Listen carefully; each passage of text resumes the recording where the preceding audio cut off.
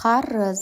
Лұқман хакім қарыз сұраған адамның меселін қайтармайтын қолы ашық жан болыпты. Бір күні бір адам Лұқманнан 1000 алтын қарыз алады. Қарызды алып тұрып, қарызын қайтармаймын деп іштей ойлайды. Жолда бір жерде демалып отырғанда бір құс ішінде алтыны бар түйіншекті іліп әкетеді.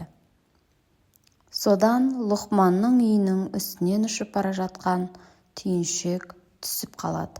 Амалы таусылған қарыз алушы Лұқманға қайта келіп, тағы 1000 алтын беруін өтінеді.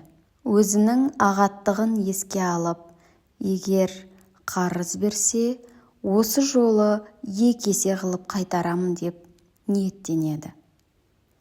Лұқман хакім баяғы әдетінше 1000 алтын береді. Әлгі адам сол алтынмен сауда жасап, 10 есе көбейтіп, Лұқманға қарызын 2 есе қылып қайтарыпты. Сонда Лұқман: бірінші рет қарыз алғаныңда бермей кетейін деп арамдық ойлап едің. Ол саған бұйырмады. Екіншісінде адалдық ойлап едің, пайда таптың.